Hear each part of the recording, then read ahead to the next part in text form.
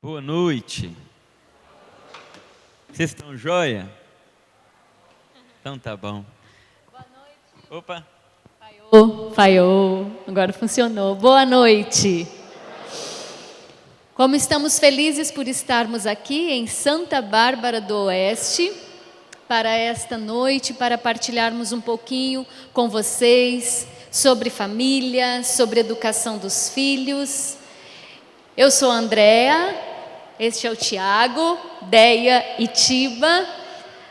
Alguns devem nos conhecer pelo canal que temos no YouTube, um canal onde falamos sobre família, sobre filhos, sobre política, sobre fé, sobre vida em Deus, sobre diversas realidades que permeiam a vida de uma família cristã. Mas estar com vocês é muito mais especial. Poder olhar nos olhos, poder vocês nos verem também e partilhar assim, como uma visita que acolhemos em nossa casa e que conversamos e que temos proximidade, é muito mais gostoso. No vídeo que fazemos no nosso canal, falamos sem saber quem vai ver do outro lado, aonde vai chegar. E graças a Deus chega e tem chegado a muitas pessoas. Mas estes momentos são para nós muito especiais, por isso louvamos a Deus, bendizemos a Deus por cada momento que Ele nos permite viver essas realidades, de poder falar sobre família, sobre educação de filhos. Assim como vocês estamos nesta luta, estamos neste mesmo desafio, que não é fácil, que é o desafio de ser família e de educar filhos para Deus. O tema da nossa palestra é Família Cristã, Educando para a Vida.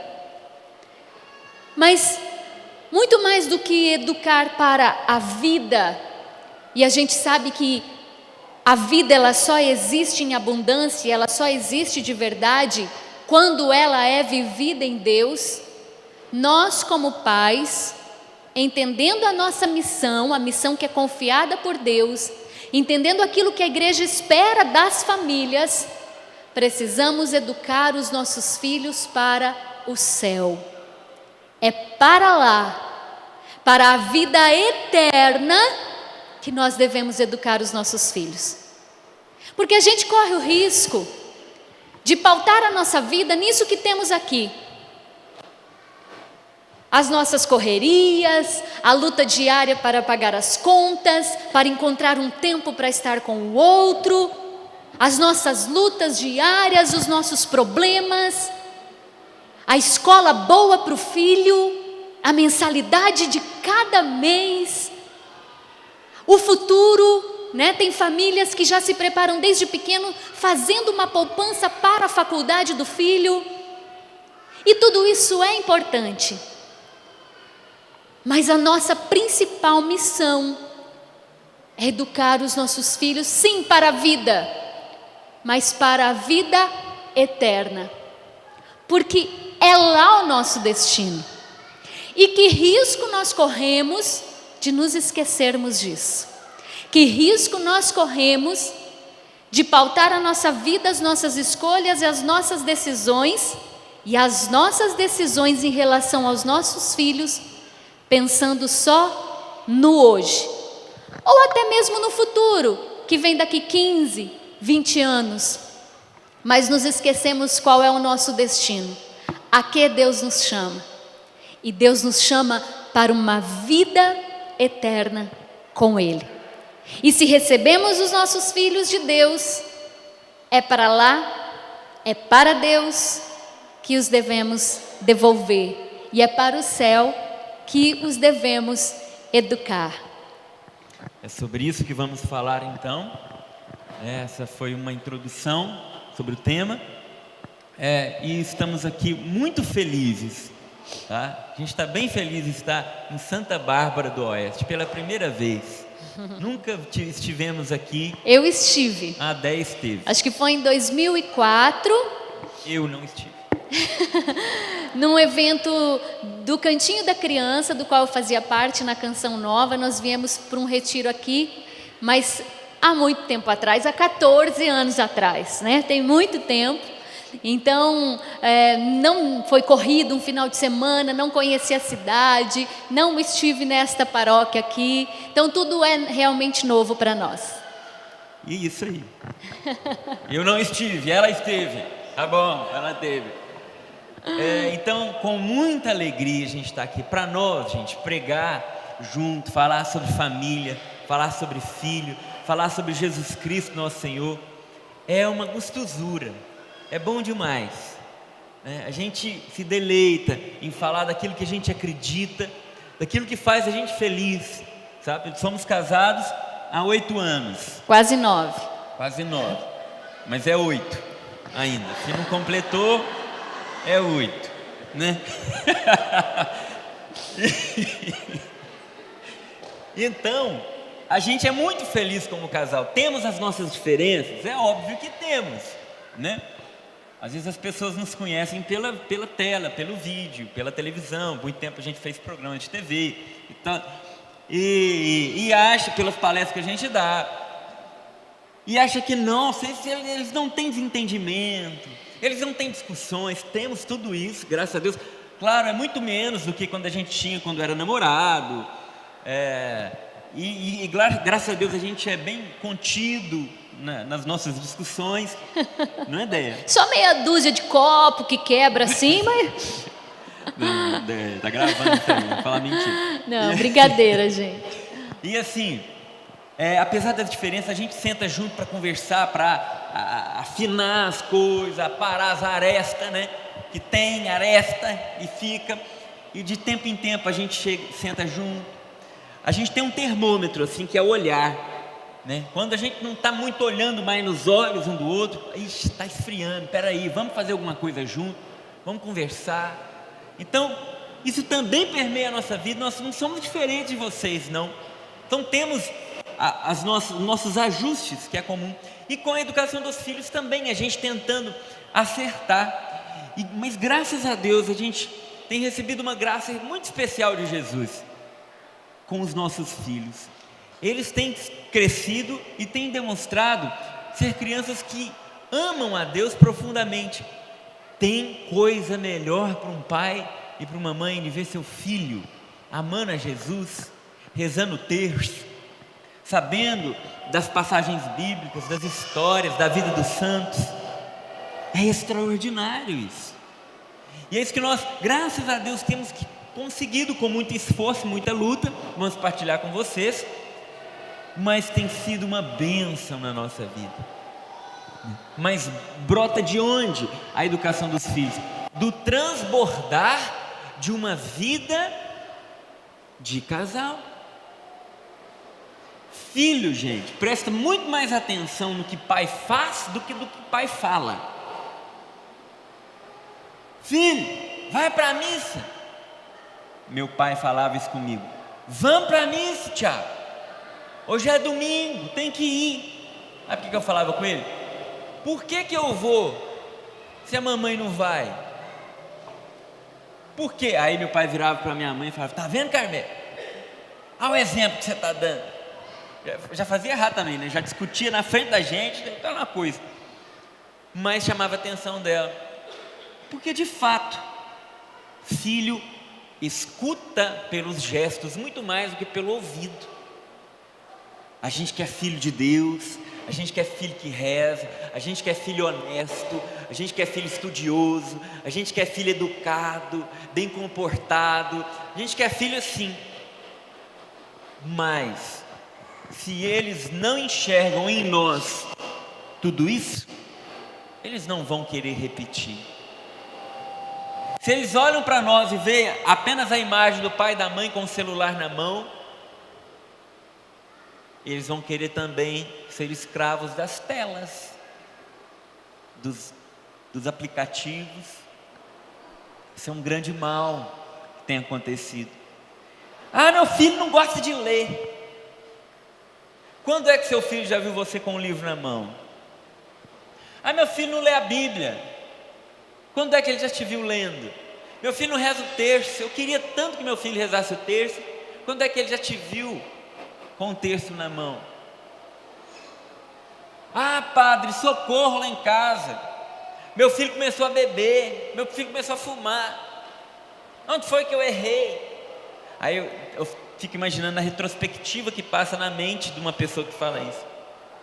Das festas em casa, da bagunça, da bebedeira, da toseira, e tudo aquilo as crianças vão pegando, assimilando e replicando. A vida coerente dos filhos depende da coerência da vida dos pais. Não existe fórmula mágica. Nós queremos educar nossos filhos para o céu, como diz a Déia. Educar para esta vida é educar para o céu, porque aqui é a prova.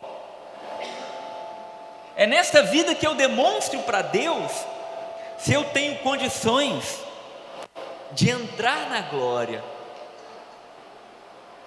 Educar um filho para o Cristo, para o céu, para a eternidade, é educá-lo para que ele viva nesta terra as coisas de Deus, as coisas do céu, mas educar da maneira certa.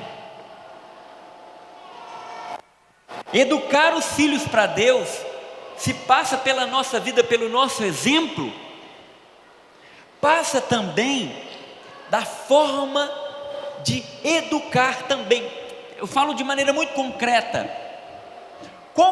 Como eu tenho sido paciente com meu filho, ou como eu tenho sido impaciente com meu filho? Qual é a atenção que eu tenho dado para ele? Quanto tempo eu tenho gasto com ele? Se a gente for colocar num papel quanto tempo gastamos com os nossos filhos, dá uma dor no coração, não dá? A gente pensa assim, meu Deus, será que eu estou terceirizando a educação dos meus filhos? A educação para a eternidade, para a vida, passa por isso.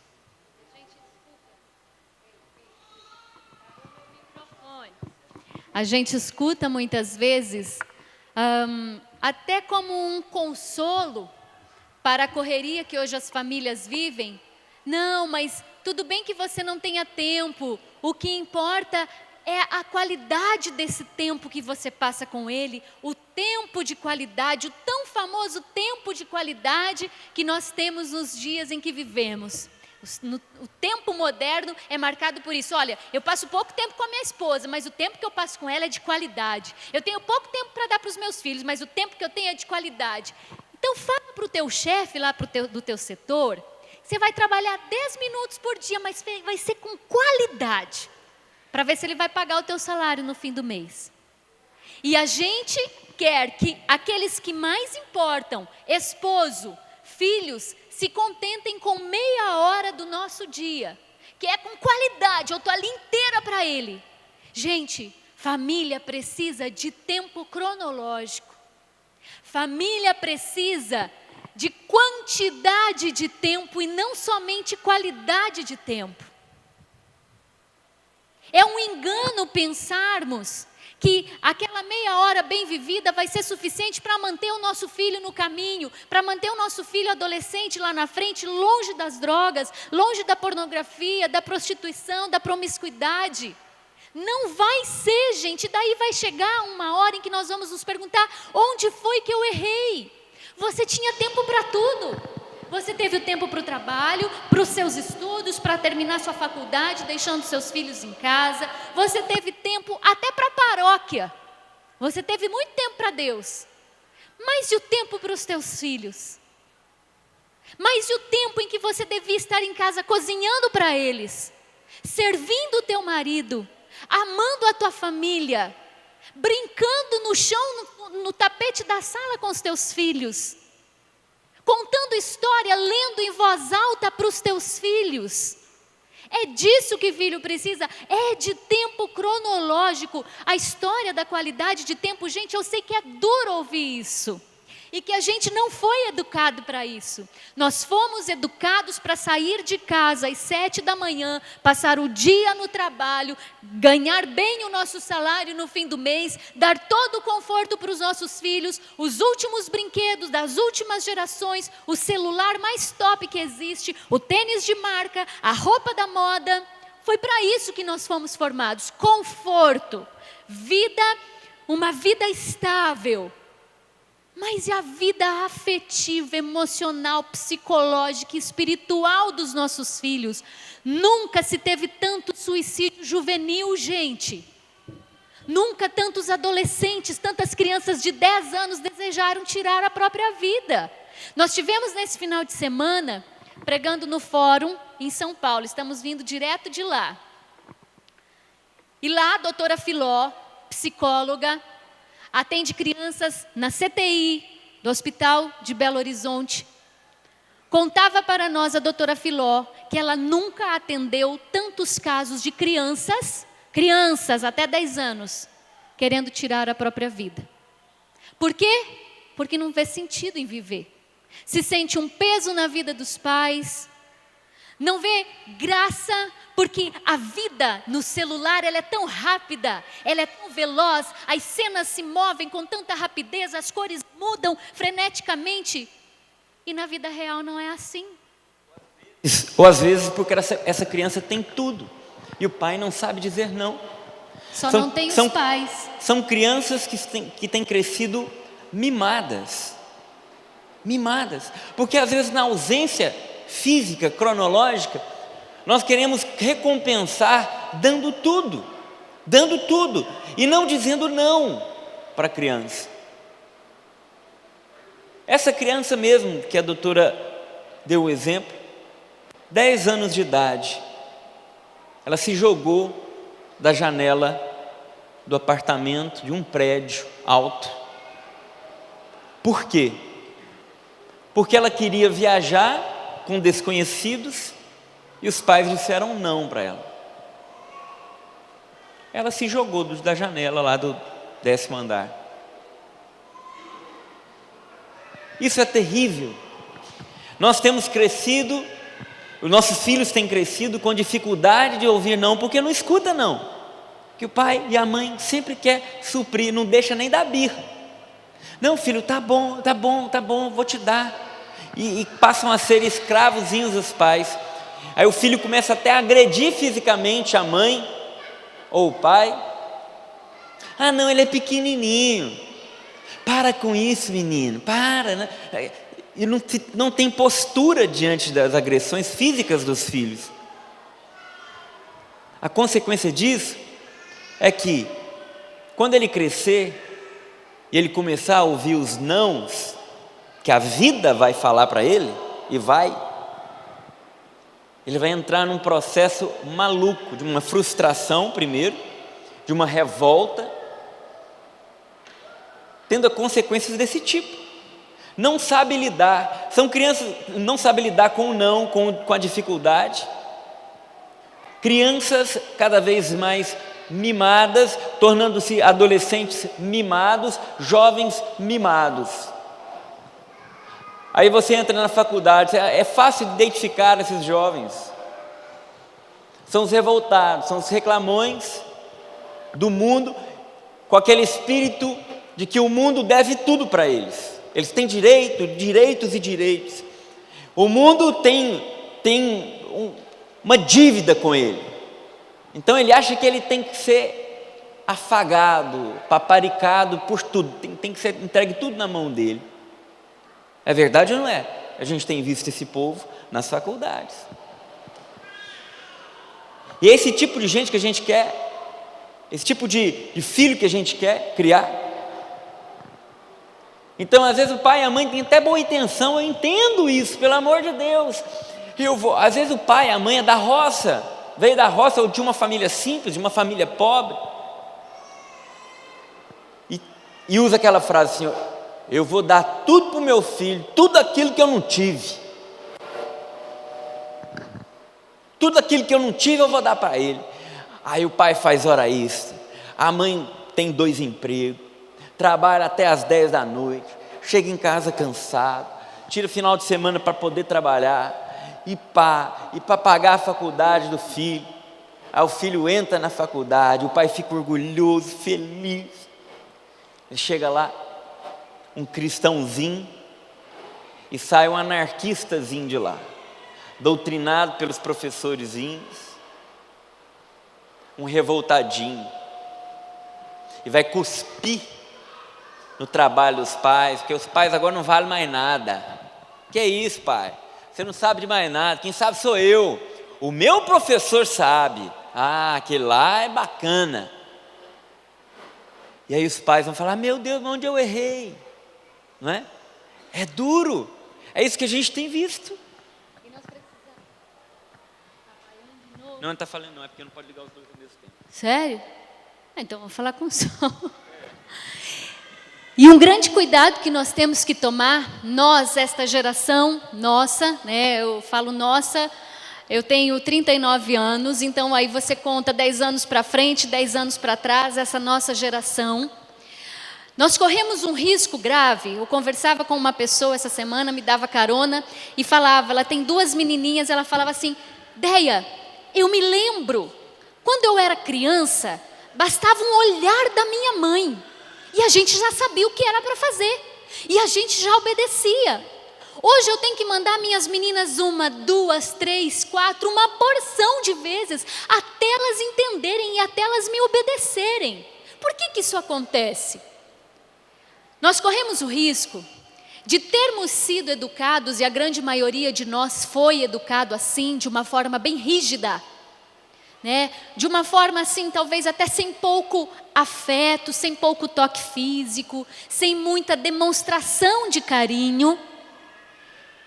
E o risco que nós corremos é de achar que nós não podemos ter nenhuma atitude mais rígida com os nossos filhos. Porque recebemos isso dos nossos pais, então achamos que devemos ser aquele pai que diz sim para tudo. Ouvimos tantos pais, recebemos uma educação mais rígida, e aí nós somos permissivos. É tudo sim. Não pode traumatizar a criança. Não, eu não posso traumatizar. A criança precisa ser a rainha da casa, o rei da casa. E quantas famílias nós vemos assim? A hora que chega um bebê, a família deixa de ir para a igreja. Não, porque ele não pode ficar no meio de multidão. Vai fazer mal para a criança, né? Ou ele dá muito trabalho.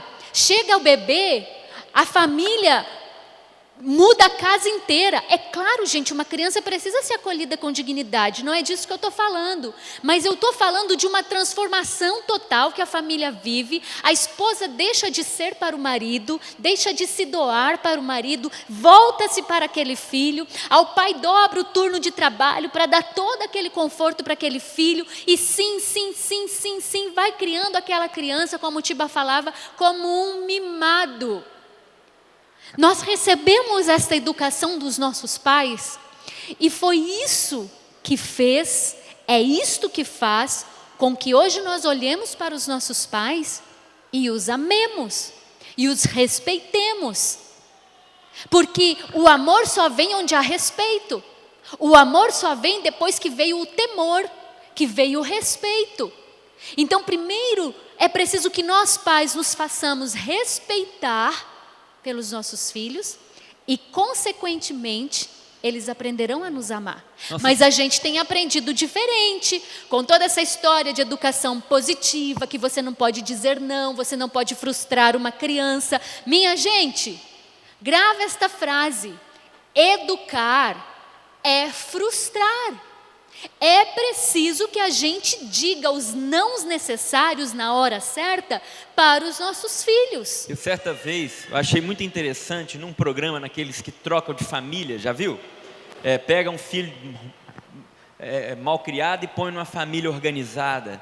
É um programa americano. E eu vi algo que me chamou muita atenção.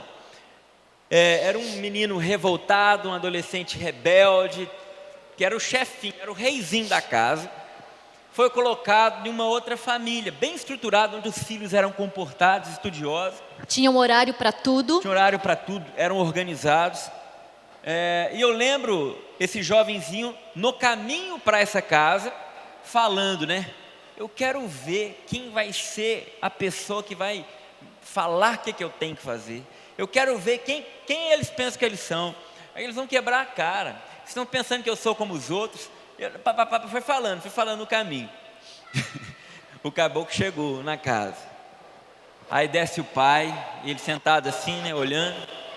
Aí chega o pai, fala, o homem da casa, e fala com ele de maneira bem firme, pontual: você seja bem-vindo, essa é a nossa casa, essa é a nossa família, você vai ter um quarto, tal. E começou a falar para ele as regras da casa. O horário de acordar é tal horário, os horários, o café da manhã é até tal horário, o almoço, horário de estudo, tudo. Tudo isso. E aí falou, beleza, saiu. E aí o jovem falou assim: o cara tá falando como se fosse que nenhuma polícia, que não é pai, é uma polícia, é guarda. Falou assim, de repente, o cara foi colocar o uniforme para trabalhar, de repente o cara desce uniformizado, ele era policial mesmo. O cara desce fardado para ele, fala: agora eu vou trabalhar, espero que as regras sejam cumpridas, e foi.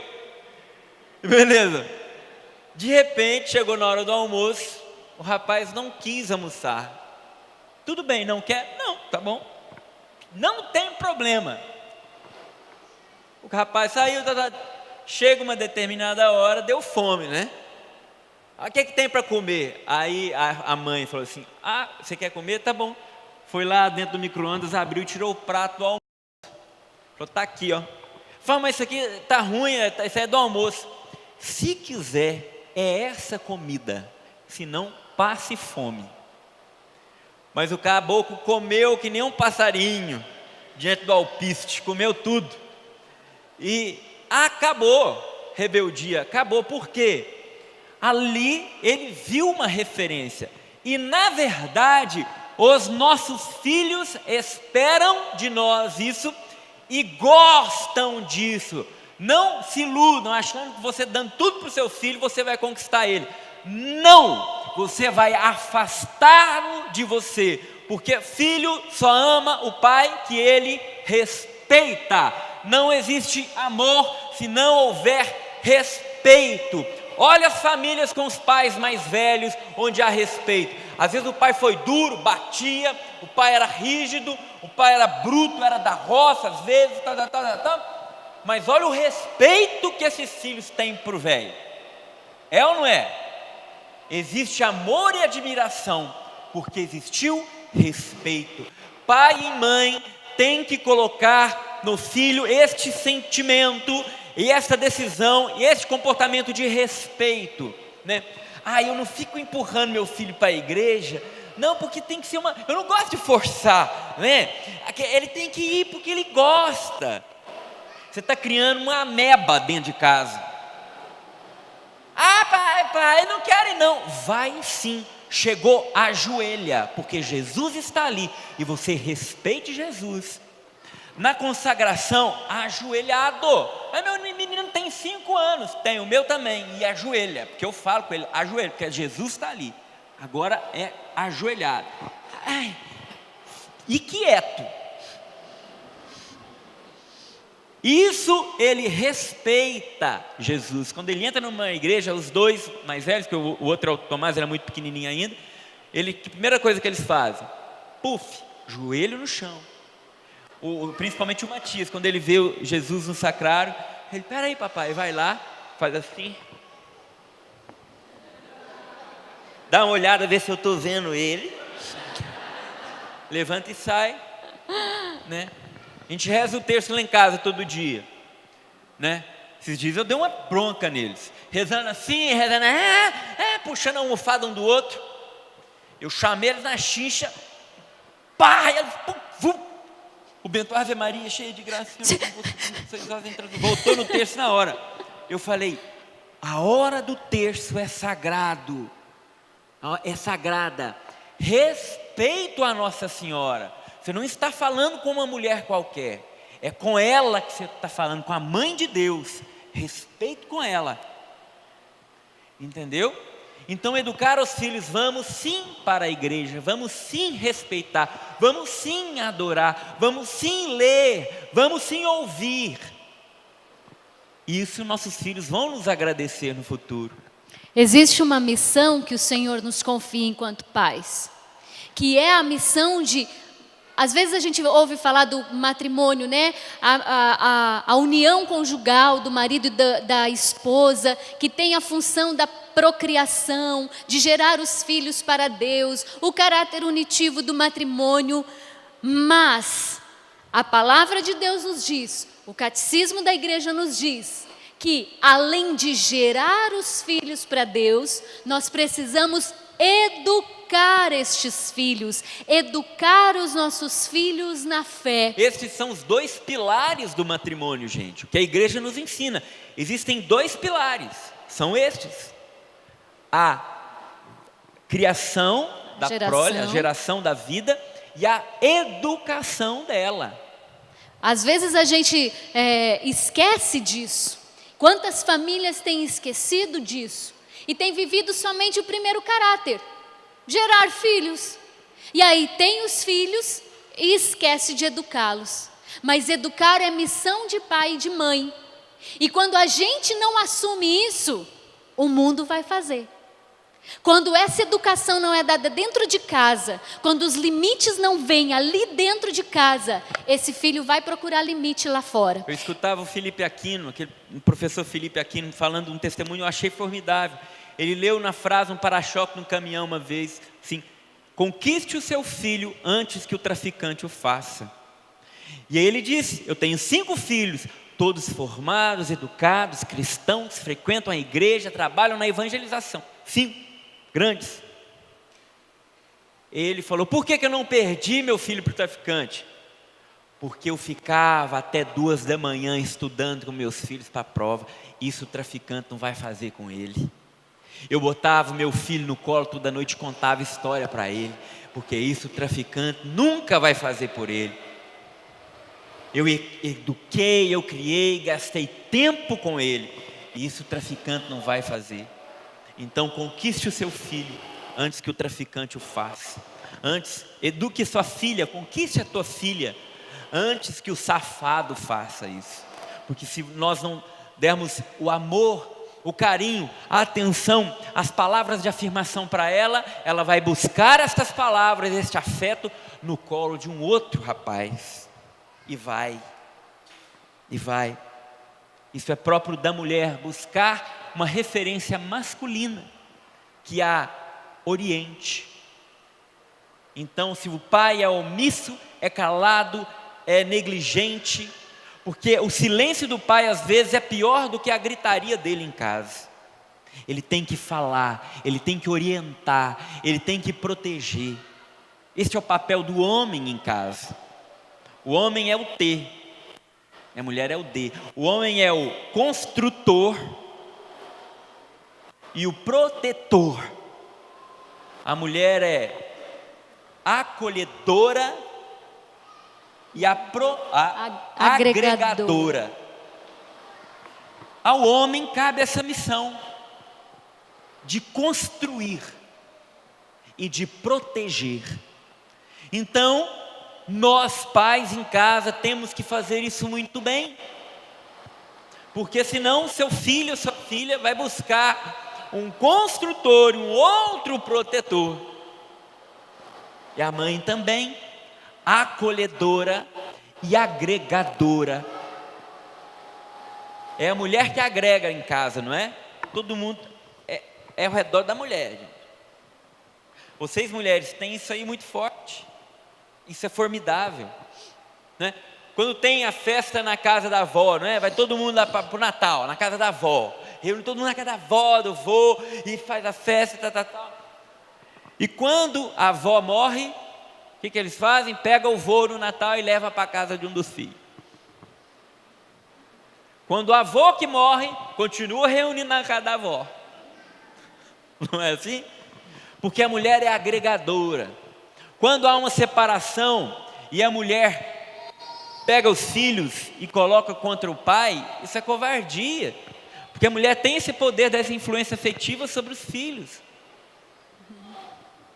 Então você, mulher, tem um poder que você não tem noção dentro da sua casa. Você é agregadora, você é protetora, você é acolhedora. Desde o biológico, desde do ventre, do seu ventre. quando o óvulo fecundado encosta na parede do útero da mulher, o que é que acontece? O útero da mulher abraça o embrião, aquela vida. É o primeiro abraço da mulher. Mulher é acolhedora. A pele da mulher é mais macia para acolher o filho. Tudo na mulher diz acolhimento, maternidade. Por que chama mama? Mama é da mamãe, não é? É a mama. Então, por que o quadril da mulher é mais largo? É para a vida passar por ali. O corpo da mulher diz acolhimento, afeto, agregação. Isso é biológico. Porque os seios da mulher? Para amamentar. É para isso que serve. E o homem, ele é o protetor. É aquele que tem que defender a casa, a família, dos males que têm afligido as nossas casas, da porcaria que entra na televisão. É o pai que tem que ver e falar: meu bem, a gente precisa fazer alguma coisa, não está legal isso. Olha esses programas, olha essas músicas que têm entrado aqui em casa. Não dá mais para a gente assistir novela, meu amor. Isso é proteção, é cuidar. Ou quando às 3 da manhã acontece um barulho no quintal, o marido cutuca na esposa e fala assim: meu bem, está tendo barulho, vai lá para ver o que é. Mas hoje em dia está quase virando isso aí, gente, não é? Os homens têm ficado moles, frouxos, têm perdido a característica de proteção, de construção, não é? Então os homens têm ficado cada vez mais mole, mais frouxo. Gente, não pode, se perde a característica. Isso deixa a família insegura, a esposa insegura. É próprio do homem proteger, e não só fisicamente, como é próprio do homem também, porque nós estamos lá na frente da guerra, em linha de frente somos nós. Quando entope a boca de bueiro, é nós que entra lá para o trabalho sujo, é os homens que tem que fazer. A construção, quem está lá levantando saco de cimento, somos nós. Nós estamos protegendo, nós estamos construindo. Isso é muito próprio dos homens, né? Então, os homens têm arregado. E como isso causa um mal terrível. Porque é preciso que a esposa e o esposo entendam que cada um possui um papel dentro de casa. E essa confusão de papel é terrível. É terrível para todos os membros da casa. É ruim para a esposa, onde há um marido omisso. É ruim para os filhos. É ruim para o esposo, quando a esposa quer ser a cabeça da casa. E como nós temos visto isso, com esse feminismo que nos diz que nós temos que ter a nossa liberdade, que nós não devemos depender de marido, que nós temos que ter a nossa conta para ali depositar o nosso salário, e cada um vive ali a sua realidade, porque Deus me livre de deixar dinheiro na mão de marido. E por aí já começa a divisão. E quantas casas onde a esposa quer mandar no homem, e o homem burro se deixa ser um pau mandado, gente. Isso para um filho é terrível, porque ele perde a referência de quem é o cabeça da casa. E eu sei que isso pode soar muito machista ou muito duro nos dias de hoje, mas é preciso que exista essa hierarquia para a saúde de uma casa, gente. Mas também porque às vezes a mulher não vê o homem que ela precisa em casa, e às vezes ela quer suprir aquela deficiência fazendo. Alguém tem que fazer, entendeu? Quando o homem é omisso, acaba acontecendo isso. Gente, já viu uma casa onde o homem é quieto, silencioso e omisso, no caso? Nesse sentido, porque às vezes o homem silencioso não quer dizer que ele é omisso, não. Não é o fato de conversar muito que faz dele um homem ativo em casa. Não, às vezes ele pode ser um homem quieto e silencioso, mas ele é ativo nas decisões, na tomada de decisão, em decidir as coisas de casa, aconselha na quando tem que aconselhar. Exato. Mas você pode reparar, numa família onde o homem é omisso, a mulher tende a falar sem parar, não é? A mulher tagarela, porque isso, né? Porque a tua lâmpada queimou, você não falou nada, o meu menino vai sair, você não falou nada, você não me ajuda, o que é isso? A mulher está tentando equilibrar o negócio, entendeu? porque o cara não está andando nada. E aí um erro que ela comete: ah, seu gordo, você senta com essa bunda gorda, branca, nessa poltrona e não sai daí mais. Você só fica aí na frente da televisão, vendo televisão, mudando. Você não presta para nada. Você não presta para nada. Você não presta nem para tocar a lâmpada que tem 3 meses que está queimada. E vai jogando o cara para o fundo, para o fundo. Ele vai afundando cada vez mais na poltrona. Isso para o homem, gente, é terrível. Mulher, não faça isso. Não é assim que funciona. Você tem que abaixar, ir lá nele e levantar junto com ele. Reafirme para ele as qualidades que ele tem.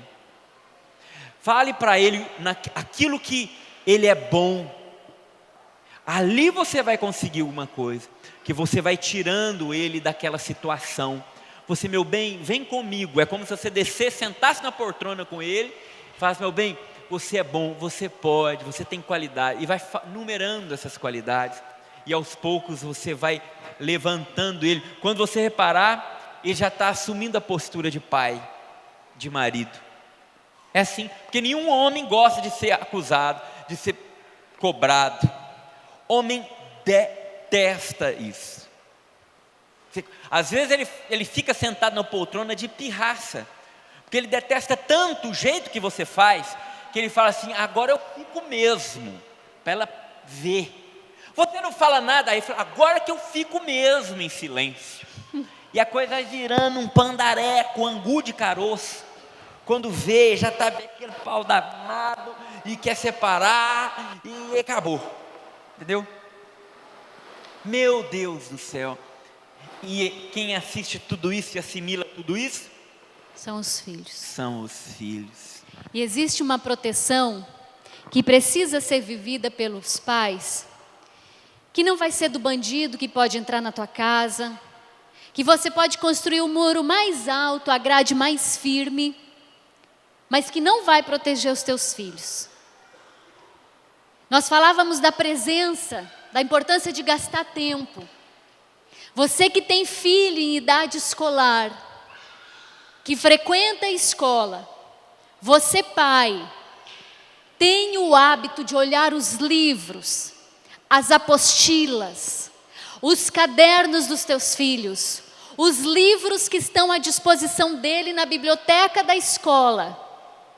Porque existe aí toda uma onda de ideologias, de doutrinação, que declaradamente estão fazendo e desejando e tentando a todo custo fazer com as nossas crianças. E quando pai e mãe são omissos e não sabem nem o que se passa, porque você paga uma ótima mensalidade de escola para o teu filho, você corre um sério risco de perder esse teu filho.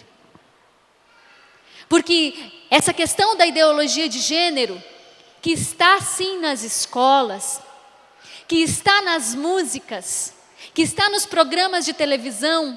Se o seu filho tem acesso à televisão às 5 horas da tarde, ele está sendo atingido em cheio por estas ideologias. Se o teu filho fica em casa de tarde, tendo acesso à televisão, ligando televisão, pegando o celular, se ele tem senha de celular, se ele acessa vídeos, ele está sendo atingido por tudo isso. E se você, pai, não policiar mochila do filho, cadernos, livros, apostilas, se ele tem acesso a celular, você tem que ter a senha. Você tem que definir o que ele pode assistir e quantos minutos ele pode ficar. Porque nós temos perdido crianças e adolescentes para estas questões. Porque hoje é moda você gostar de pessoa do mesmo sexo. Porque hoje é exaltado, é defendido gostar de pessoa do mesmo sexo. Mais do que isso, é promovido, gente. É promovido. Ah, Déia, mas meu filho não aceita. Ele não deixa eu colocar uma senha. Ele não deixa. Ele fica lá no computador até de madrugada. Eu até falo com ele: menino, desliga isso. Mas ele não quer. Gente, mas isso não, eu sei que não é a realidade de Santa Bárbara, tá? Mas nos outros lugares que a gente vai falar, tem muito disso, tá? Acontece, e o adolescentezinho, criazinha, meu filho, e Não, pai, porque tem que ser 100 megas mesmo a internet. Tem que pagar 300 pila. E o pai vai lá e assina 300 megas. Tadinha da minha menina, ela é a única da turminha dela que ainda não tem celular. Tadinha nada. Feliz da tua filha se tem em casa uma mãe de pulso firme que não dá celular para filho de 12 anos. E se ela vier reclamar e espernear, você fala com ela, olha, o dia que você tiver o seu salário e pagar por tudo isso, beleza. Mas enquanto você estiver morando debaixo do meu teto, sendo meu filho, quem paga esse computador sou eu, essa internet sou eu, é direitos e deveres, não é? Então que acordo é esse? Eu pago tudo e você não tem regra nenhuma? Quem paga tudo dita as regras, ok?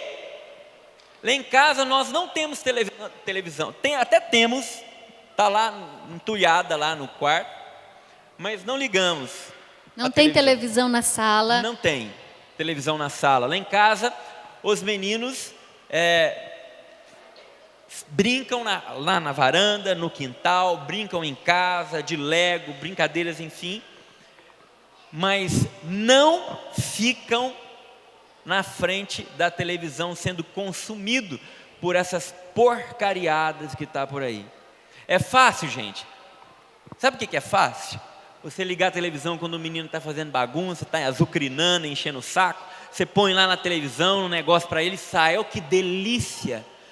Ah, que alívio! Coisa melhor que tem. É uma paz, não é? O menino está enchendo a paciência, não está aqui inventando moda. Você dá um smartphone, dá um tablet na mão dele. Ai, que delícia! Nós estávamos jantando no sábado, né? O pessoal do Retiro nos levou para jantar. Ao lado da nossa mesa tinha uma mesa, era uma pizzaria, uma mesa com umas 5 crianças, né, amor? De pessoas desconhecidas. As 5 crianças na faixa dos 8 anos estavam com tablets nas mãos. As 5. Né, os pais ali conversando, e as crianças, cada uma sentadinha, de perninha cruzada na cadeira, ali com seu joguinho, ou seu vídeo, ou o que fosse. A pessoa já não sabe mais interagir. Quando chega uma visita, vai para o quarto. Quando vai para a casa do vô, da casa dos tios, não sabe nem conversar sobre assunto nenhum. Fica ali isolada no seu mundo, sendo absorvida pelo consumismo, pelas ideologias, por toda essa bagunça que a gente vê por aí. E que os pais não estão nem tendo noção do que está acontecendo. Olha o que aconteceu uma vez. A gente estava na missão em Porto Alegre. Vamos pregar lá num encontro para famílias. E a gente ficou numa casa, a mulher nos acolheu muito bem. E na casa dela, na cama que a gente ficou, ela estava muito frio. Foi o final de semana mais frio desse inverno. Ela nos deu colocou na cama pra gente um edredom, a coisa mais deliciosa do mundo. E o marido dela é revendedor de edredom, então ele deve ter escolhido o melhor para ele. O mais bacana mesmo, me colocou lá, um negócio gostoso, parecia uma lã de ovelha. Um negócio assim. Grosso, macio, e aí, eu e a Déia, a gente só falava assim, não, mas que delícia, nossa, isso aqui deve ter sido caro demais, que delícia. O Matias me pega uma tesoura. Não, conta o contexto, eles estavam brincando de recortar, ela era professora, chamou os meninos para a mesa, a família que nos hospedou. Vamos brincar de pintar e recortar? Tinha uma tesourinha lá. Não sei o que aconteceu, o Matias subiu para o quarto, se desentendeu com o Bento, acho que você mandou ele subir, eu estava tomando banho. E pé na porta, disse, filho, peraí que a mãe já sai. Quando eu saio, ele está com a mãozinha assim, em cima do colchão. Matias, o que foi? Nada não, mamãe. Tampando o colchão. Meu filho, o que você fez? É porque eu queria ver se a tesoura cortava. Ele fez um taio no edredom da mulher. Aquele edredom caríssimo que deve ter sido. Eu, Matias. Aí, claro, briguei com ele, né? Xinguei e tal. Aí desci, contei pro Tiba. O Tiba subiu lá e acertou. Eu acertei. Eu falei assim, Matias, o que você fez foi muito errado, você sabe. Agora você vai fazer o seguinte. Você vai descer lá e pedir desculpa para a dona do edredom. Não, papai. Eu não tenho colagem. Eu não tenho colagem. Eu falei, mas esse vai ser o seu castigo. Aí eu falei com a dona do edredom, me desculpei. E Eu costurei o furo. É. Foi um furinho assim. Aí eu falei, se só desce para almoçar depois que você pedir desculpa. E aí chegou o momento, ele falou que não queria, mas a fome é ótima nessas horas. Bateu a fome, ele, eu quero ir lá pedir desculpa. Aí ele desceu, me desculpa, eu contei... Tia Eliane, me desculpa, eu contei seu edredom. Aí ela, tá bom, eu te desculpo, Matias. Aí ele saiu, porque ele tinha que colher as consequências do que ele fez, né? E ele tem que se humilhar e pedir desculpa. Isso para ele vai ser bom, porque ele sabe que tudo que ele faz tem uma consequência. Hoje os pais não querem que os filhos colham consequências mais. Eu não esqueço uma vez, eu estava na Canção Nova e tinha uns meninos roubando barraca, assaltando as barracas lá dentro. Chamaram a polícia cercou. De repente chega um carro de polícia, chega outro carro de polícia, sai de dentro do carro de polícia o pai do menino, que era escrivão da polícia. Aí o menino começa a chorar. O pai, ô filho, de novo? Eu já te falei para não fazer isso. E leva o menino. Ai. Roubar vai ser pouco para esse moleque. A gente não vai parar aí. Ô meu filho, de novo. Então, às vezes o filho faz isso porque ele não percebe que o pai o nota, que o pai o ama, que o pai não regre. Filho, às vezes na rebeldia, ele está gritando, olha para mim, me dê atenção, largue essa droga de celular, pai, mãe, olha para mim, me dê atenção. E o filho está lá fazendo bagunça, você no celular fazendo bagunça. Ele não quer fazer bagunça, ele quer o seu olhar, ele quer a sua atenção, ele quer o seu tempo. Quanto tempo você fica com ele? Faz as contas. E quanto tempo você fica na frente de uma tela, seja de uma televisão ou de um celular? Faça as contas, e se o tempo que você fica com eles é menor, crie vergonha na sua cara. Se você teve filho, seja responsável para educá-lo, para gastar tempo com ele, senão será um grande incompetente. Para com isso. O que nós estamos fazendo? Quem nós estamos criando para o futuro? É um filho que vai tacar o pé na nossa bunda e colocar a gente no asilo depois? Um pai amigo nosso tem uma filha de 14, um filho de 13 e uma filha de 5. E ele, religiosamente, todos os dias, ao chegar do trabalho, olhava, porque hoje ele ensina os filhos em casa, olhava a mochila dos filhos para saber quais eram os livros indicados em literatura, qual era o conteúdo ensinado em história, em geografia, em ciências, e os livros de literatura pedidos pela professora. Ele varava a noite lendo da primeira à última página para saber se era adequado para os filhos dele. E se tinha coisa errada, ele ia na escola. Ele pegava o livro, ia até a escola, sentava com a direção e falava, olha, isso aqui eu não aceito e não concordo. Minha filha não vai ler e fazer o trabalho com esse livro aqui. Assumiu que era dele. Foi tanto que ele viu que ele já não tinha mais como lutar contra o sistema. E ele tirou os filhos da escola, hoje ele é homeschool, uma família homeschool, ensina os filhos em casa, para preservar os filhos de tudo aquilo que inadequadamente e sem necessidade estão sendo ensinados para os nossos filhos na escola. E hoje, educando em casa, sabe qual que é o castigo que ele aplica na filha dele? É assim, filha, se você fizer isso, eu vou deixar você sem ler, hein? A menina gosta tanto de ler, que o castigo dela é passar um dia sem ler. Sem ler. Porque se deixar, ela passa o dia inteiro lendo. Não, pai, então me obedeça. Olha que bonito, né? Então, gente, quando a gente assume aquilo que é o nosso papel, e ele não é uma pessoa brava, não é uma pessoa que, né? É um japonês manso. É um japonês tranquilo, sereno.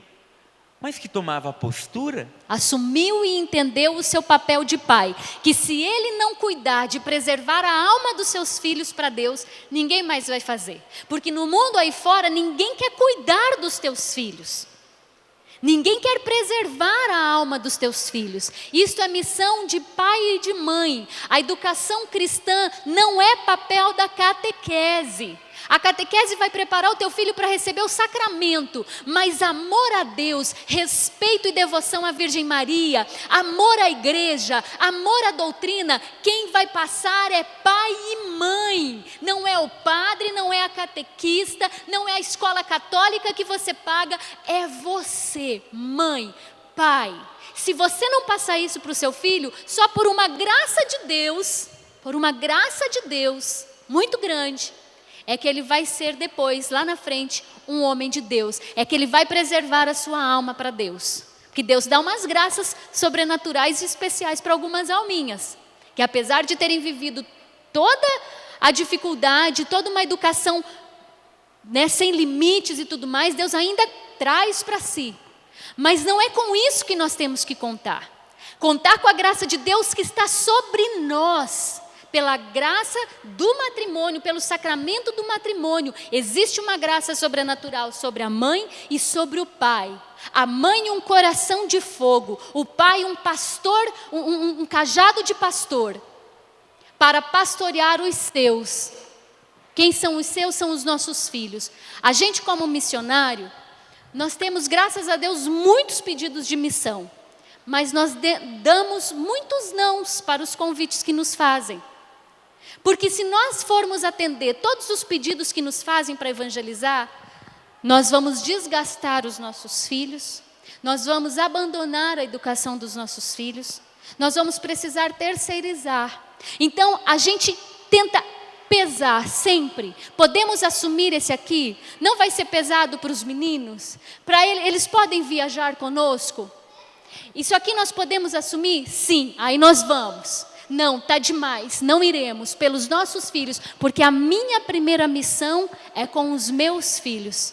De que adianta o homem ganhar o mundo inteiro e vir a perder a própria vida? Ou de que adianta o homem ganhar as almas do mundo inteiro e perder as de seus filhos dentro de casa? Adianta para mim como missionária pregar encontro todo final de semana, fazer tudo o que me chamam para fazer e deixar os meus filhos lá sem ter o que comer, sem roupa passada, sem casa limpa, sem carinho e colo de mãe? Não adianta. E isso vale para todos nós. A nós que somos missionários, mas para você, na realidade que você vive, há uma graça sobre você. Mas eu não me sinto preparada. E como nós mulheres sofremos com isso? Ai, não me sinto preparada para ser mãe. Ai, eu acho que eu não vou ser uma boa mãe. Ai, eu tive o primeiro filho, mas, nossa, dá tanto trabalho, né? Eu acho que eu não dou conta de 2. 3 filhos, nossa senhora, como é que você dá conta? Como eu escuto isso? Como é que você dá conta de 3 crianças? Gente, 3 crianças não chegaram juntos, eu não tive trigêmeos. Veio um, depois dali bem pouco tempo veio outro, depois o outro. Cada um vem no seu tempo, e a cada tempo nós vamos adquirindo mais fortaleza, mais força em Deus. Mas o mundo tem nos feito acreditar, a nós mulheres, que nós somos incapazes. Quando eu falo que a gente faz homeschool, que eu educo os meus filhos em casa, as pessoas dizem, nossa, mas eu não dou conta. Você não dá conta? Mas você se sente capaz de lecionar para uma turma de 30, você se sente capaz de ser a diretora de uma empresa, você se sente capaz de ser a secretária de um médico com agenda lotada, você se sente capaz de ser uma empresária, você se sente capaz de ser tudo, menos de educar os seus filhos? Que ideias são essas que o feminismo inculcou na nossa cabeça e que tem nos feito acreditar que nós não somos capazes de educar uma criança? Não é capaz disso, da maternidade e do matrimônio. Mas tem o discurso do empoderamento da mulher. Mulher, chegou o seu momento, seja poderosa. Poderosa, você é poderosa para conquistar o mundo, para ocupar o lugar do homem. Mas você será escrava se você tiver filhos, você será escrava se você ficar em casa. Hoje a Déia, ela é do lar. não é? Se colocar a profissão dela, o que ela vai ter que colocar? Ou missionária ou do lar. Ou youtuber. Entendeu? Deus me livre de colocar, não põe isso não, pelo amor de Deus. E colocar do lar. Isso para a Déia foi uma conquista maravilhosa. Como ela vibra, hoje ela reconhece ali nesta situação uma glória. Uma glória, a gente precisa resgatar isso. O que o feminismo tem feito? Tem menosprezado a maternidade, menosprezado a família. Nós temos que gritar para o mundo que nós temos autonomia para escolher o que a gente quer, não é isso? A gente não, as mulheres, vocês. Eu não estou nessa, né? Você é mulher, você pode o que você quiser, menos ser mãe. Não é? Porque filho dá muito trabalho, filho vai te desgastar, filho dá despesa, né? Filho tira sua liberdade. E a gente ouve isso até de pessoas mais velhas. Eu lembro um dia a gente estava passando, 3 senhorinhas sentadinhas, eu passando com os 3 meninos, um lugar lá que a gente chegou, e elas, nossa, 3 meninos. Eu disse, nossa, parabéns. Mas aí uma pergunta assim, e você ainda vai tentar a menininha? Daí eu falei assim, não, eu estou aberta a ter mais filhos. Se Deus quiser me dar uma menininha, tudo bem, né? Glória a Deus. Ela, sério que você quer ter mais?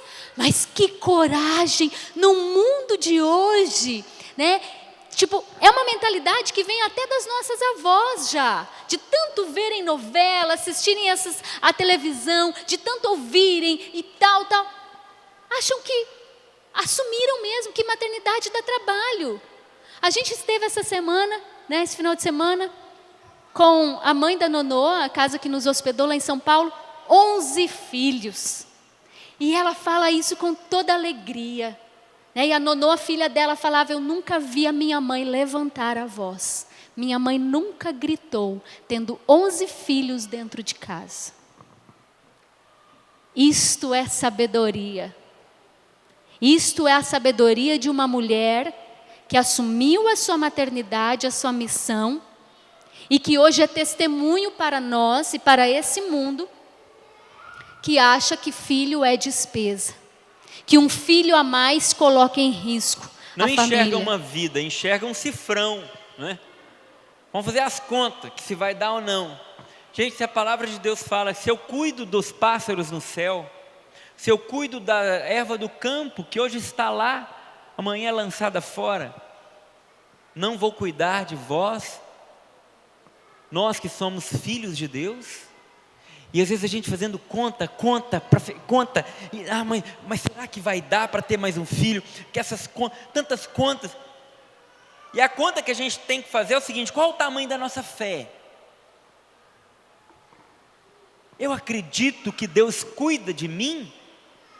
O que eu preciso dar para o meu filho?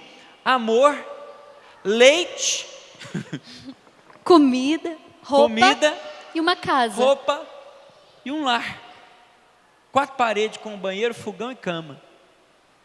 Mas não, eu vou pensar, não, eu tenho que dar uma escola, mas é uma tal escola, eu tenho que levar ele para Disney, Hopi Hari, eu tenho que levar ele, e as contas começam, quanto custa um filho para mim?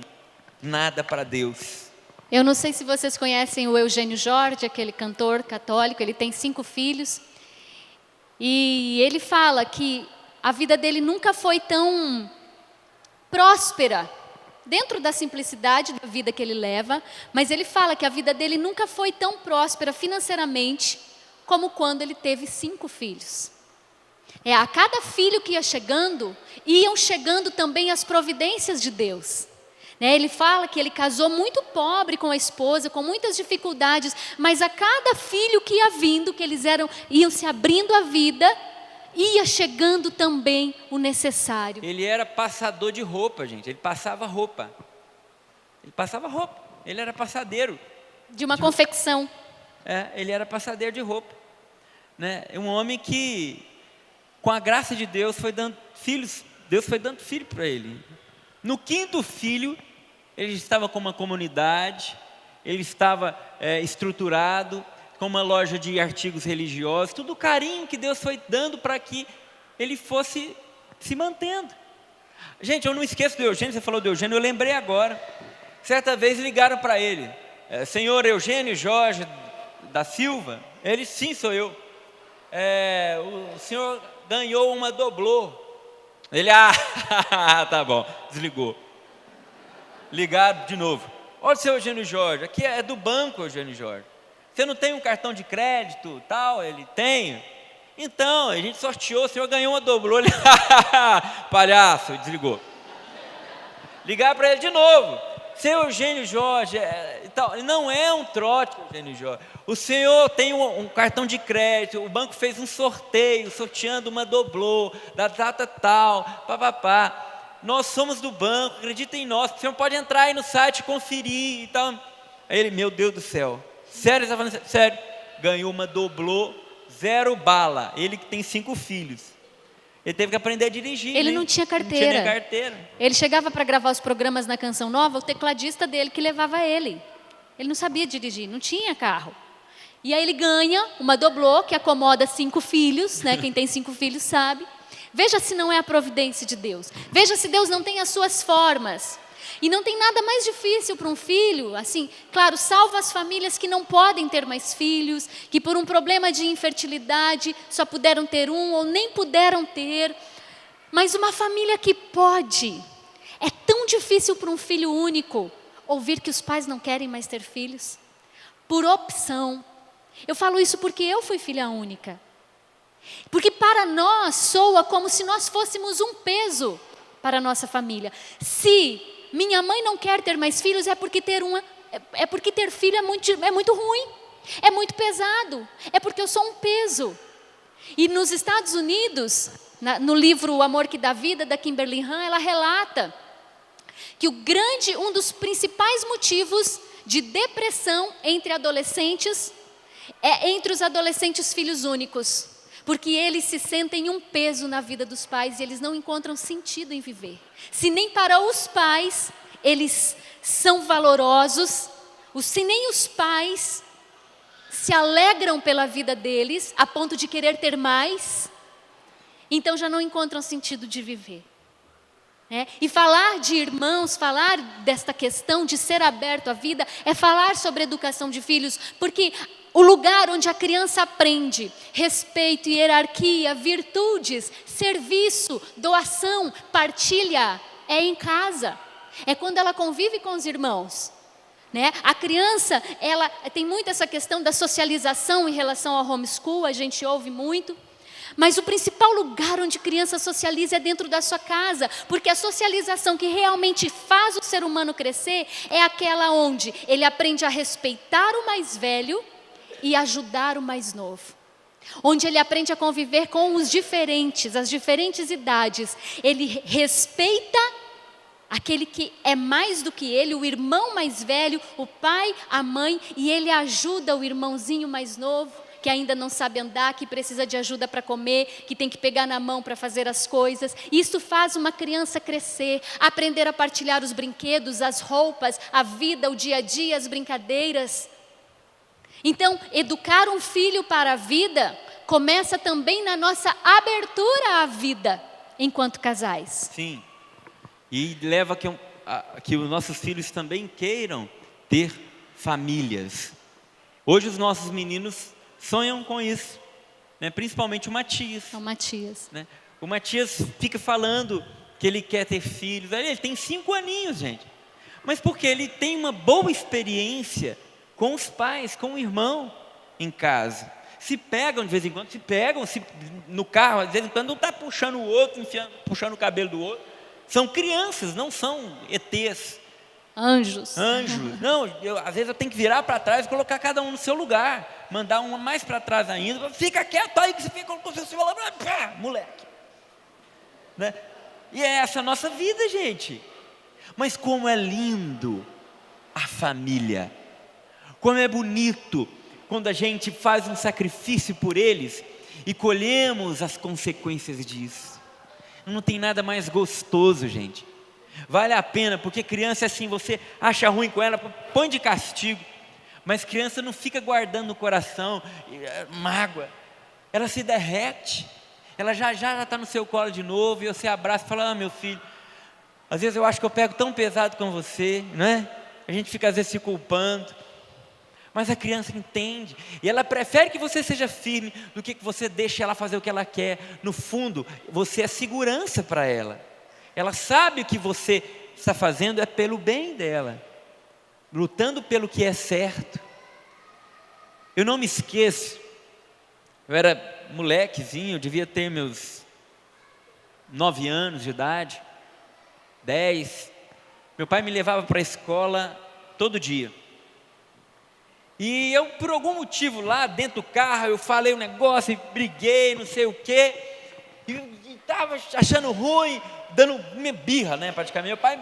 Meu pai fica quieto, só fica quieto, virou e me deu um tapa na bunda. E meu pai nunca tinha me batido. O pai virou e pá! E quando ele me bateu, eu levei um susto, né? Porque ele não era de bater. E aí eu fiquei com raiva dele. Eu fiquei achando um absurdo ele ter me batido, sabe? E fui no carro até o colégio, em silêncio, com os braços cruzados, olhando para a janela, com raiva. Aí ele parava o carro em frente à escola, eu dava um beijo nele e saía. Naquele dia eu saí sem dar um beijo nele. Bati a porta do carro e saí, fui lá para o pátio esperar dar o sinal para a gente entrar. E estava revoltado, né? Nas minhas razões. Aí eu fiquei sentado assim. De repente, lá na ponta do pátio, aparece sujeito gordo, bigodudo, careca, balançando a chave, meu pai. Aparece lá e eu olhando. Ixi. Ele vem devagarinho, atravessa o pátio todo, chega perto de mim, como quem não quer nada, né? Vira e fala assim: e meu beijo? Aí ele me quebrou na hora. Aí eu dei um beijo nele, ele falou: agora o pai pode ir embora. E virou e saiu. Meu pai foi parar o carro, achar um estacionamento, desceu, atrasado para o escritório, foi até o pátio para se reconciliar comigo. Aquilo desmonta a gente. Eu não esqueço uma vez um pai que veio procurar a gente, na missão em Divinópolis ainda. Ele falou assim: meu filho eu descobri que ele está usando droga. Peguei maconha no quarto dele. Eu não sei o que eu faço.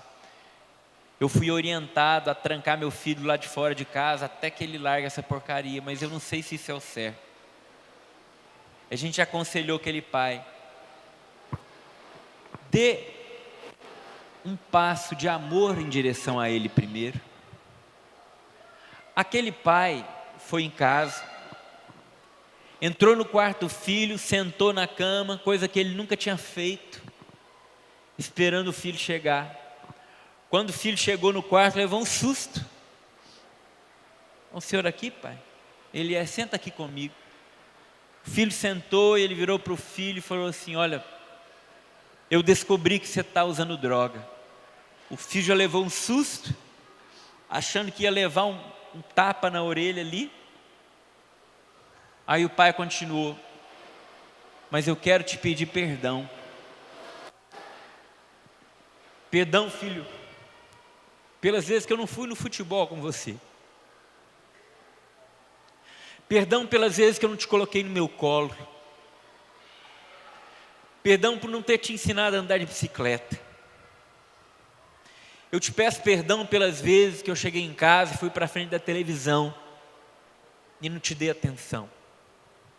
Eu te peço perdão pelas vezes que você chegou da escola e eu não te perguntei como foi. Se você foi buscar essa porcaria, foi porque eu não fui um bom pai. Eu estou te pedindo perdão.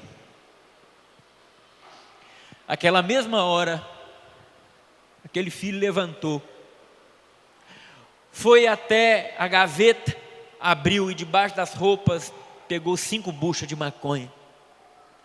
Abriu a mão do pai e colocou na mão do pai e falou assim: pai, a partir de hoje, eu nunca mais ponho essa porcaria na minha boca. O pai tinha entendido. Talvez você tenha se reconhecido durante essa pregação toda, que você talvez não é o melhor pai, o melhor marido, a melhor esposa. Talvez você tenha visto aqui nessas nossas palavras, uma acusação. Talvez você tenha entendido como um apontamento dos seus defeitos. Talvez você olhe para a sua maternidade, para a sua paternidade e fala assim: eu estou longe, eu não sei o que mais eu faço. Mas eu te digo uma coisa: quando nós amamos para valer os nossos filhos, nada é impossível para nós. E Deus sabe o que nós somos capazes de fazer por causa dos nossos filhos. Nós somos capazes de entregar a nossa vida por eles, é verdade ou não é? E se a gente errou, não foi porque a gente não os amava, foi porque talvez a gente também não aprendeu a fazer o que é certo. Talvez se a gente errou até aqui, não foi porque nós não amamos, que nós deixamos a nossa família em segundo plano. Não, e Deus sabe que isso não é verdade. Deus sabe da sede do nosso coração de acertar, de fazer o que é certo. E como dói no nosso coração quando a gente vê que nós estamos falhando em nossa missão. Deus sabe que isso custa para nós, mas Ele sabe também da sede que o nosso coração tem de fazer o que é certo e de começar certo a partir de agora. E Deus é misericordioso. E Ele é capaz de nos capacitar pelo amor, porque se o que nos move é o amor pela nossa família, é o amor pelos nossos filhos, nada será impossível para a nossa família. Vamos resgatar os nossos filhos, vamos resgatar o nosso casamento, vamos resgatar a nossa família com a graça de Deus, porque nós amamos a nossa família, porque nós amamos os nossos filhos e queremos a salvação deles. Nós queremos e não vamos abrir mão da alma dos nossos filhos. Satanás está neste mundo para perder as almas deles. Nós sabemos, com gênero, com aborto, com homossexualismo, com promiscuidades. O Satanás tem vomitado porcariada através da TV, da internet, para perder os nossos filhos. Mas nós que os amamos profundamente, também vamos travar essa guerra e vamos vencer, porque aquele que é o nosso Senhor é maior que o mundo e venceu o mundo para nós. Não temais, eu venci o mundo. É o Senhor que diz para nós. Não vamos desanimar. E se até agora você andou errado, se até agora você não tomou a postura de pai, de mãe que você precisava tomar, a partir de hoje é uma vida nova em Deus.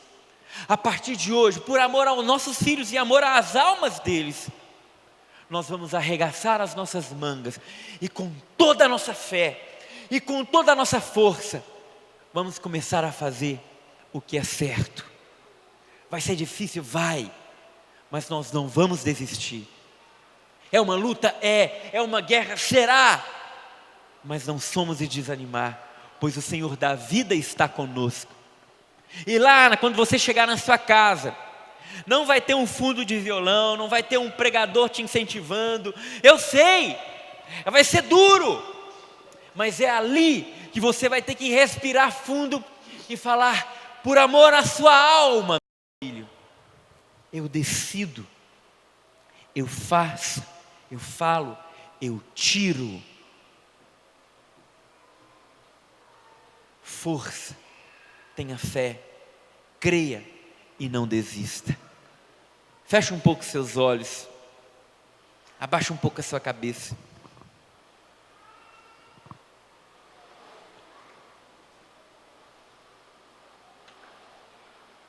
Respira fundo.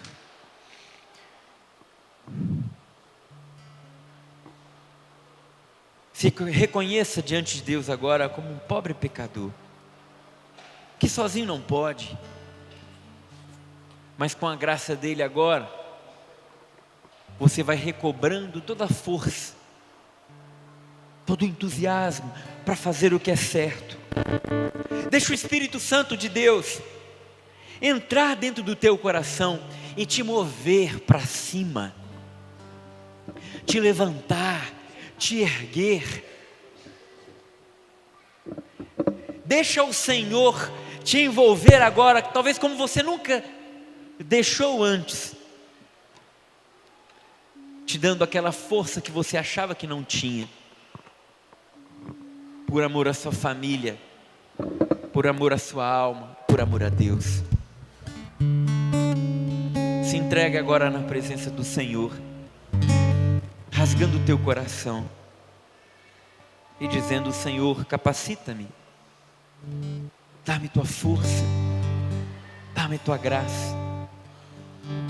Eu quero seguir, eu quero prosseguir para o alto. Eu não posso deixar que Satanás roube os meus filhos de mim, Senhor.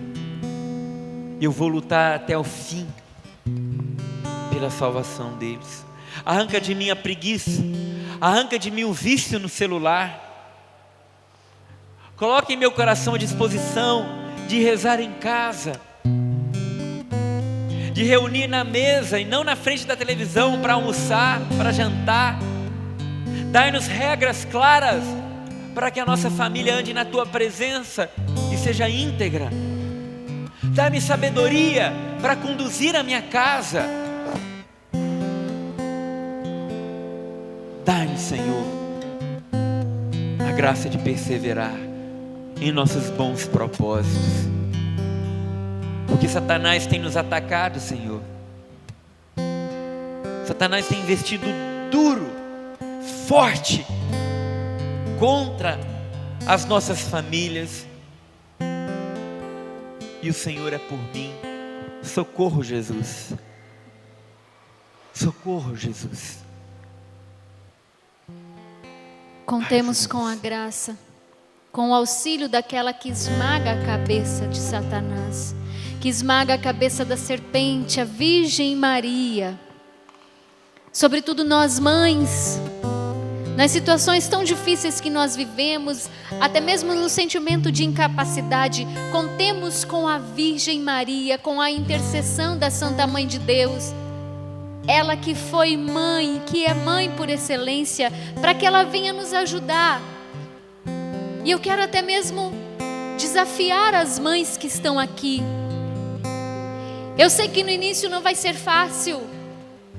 Você vai ficar temerosa se as pessoas da sua casa vão aceitar. Mas decida-se a pelo menos uma vez por semana reunir a sua família para juntos rezarem o terço. Desliga a televisão. Vamos rezar um terço hoje. Consagra a tua casa à Virgem Maria. Se você já tem este hábito, procure ser fiel. Procure que este hábito seja diário, de consagrar a Virgem Maria à tua casa. Porque numa casa onde se reza o terço, Satanás sai correndo.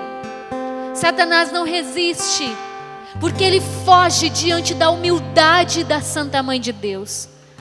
Por isso, diante das dificuldades que nós vivemos em família, nos agarremos à Virgem Santíssima e consagremos este momento, tudo que nós ouvimos, ao coração imaculado da Virgem Maria.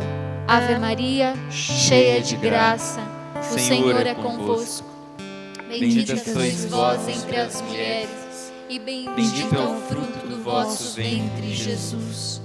Santa Maria, Mãe de Deus, rogai por nós, pecadores, agora e na hora de nossa morte.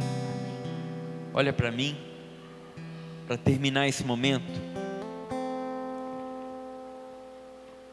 Quero contar algo que aconteceu com um amigão meu, o Du, e terminar então esse momento com uma tarefa para vocês. Eduardo era um amigo meu, que cresceu sem o afeto do pai. Eduardo foi criado pegando o pai no boteco, trazendo para casa, pai separado da mãe, um pai que nunca disse para o filho eu te amo, ou deu um abraço. O Eduardo não lembrava do abraço do pai. O Eduardo teve um encontro com Jesus, certa vez, e conheceu o amor de Deus. E aquela situação com o pai o incomodava profundamente. Então ele decidiu ir ao encontro do pai, que morava já em outra casa. Mas para falar com o pai, eu te amo, ele não conseguia, ele tinha vergonha. Mas ele sentia, porque ele também nunca tinha dito para o pai que ele o amava. E ele queria dizer. Então ele foi até a casa do pai. O pai era maquinista, trabalhava na rede ferroviária federal. E o pai estava com a mala pronta para poder viajar mais uma vez.